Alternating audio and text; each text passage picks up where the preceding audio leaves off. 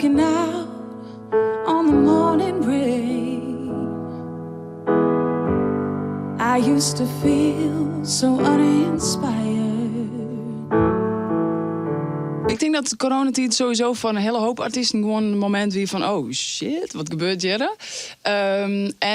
Ik hier natuurlijk heel lang niks uitbracht. Dus daar ben ik inderdaad bij mij begonnen. Mijn Crusade en nou de laatste single Evil Love. En het had best wel even tijd nodig. Gewoon. Ik ga natuurlijk echt twee band, dat is een hoop werk. Ja, daar ga je wel druk ervan. Ja, dat is wel druk ervan. Maar goed, ja, dus het is, dat had wel even skoft worden. Maar ik ga nou lekker weer de theater zien, mijn mooi programma. Dus daar ga ik super volle zin in. You're the drug I can't get over. I still walk alone every time you leave me cold. When will I wake up sober?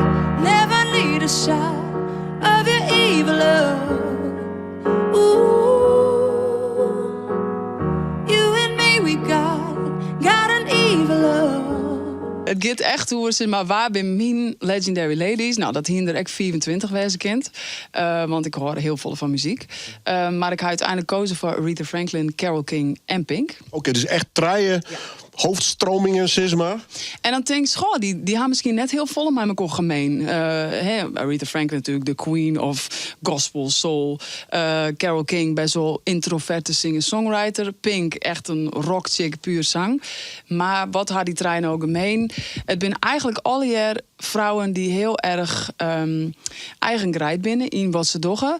Aretha Franklin natuurlijk in haar stem en in haar hele presence en alles wat ze in haar persoonlijke leven in mij maken had. Carole King wie een van de eerste vrouwen die echt voor oren vestjes kreun. Dus en een ongelooflijk mooie versie. Ja, hele mooie vestjes. Ik bedoel, ja, misschien Locomotion ken iedereen, maar dat had zij skreun. Maar ik inderdaad, You've Got a Friend, Natural Woman, wat Aretha Franklin dan weer bekend maken had. En Pink natuurlijk, ja, dit is meer van mijn generatie, zeg maar. Fantastische zangeres. And how do you sleep while the rest of us cry? And how do you dream a mother has no chance to say goodbye? Het is samen met Peter Krako, gitarist, en Esther Lindenberg die viool cello spelen. Dus dat is een beetje een oren.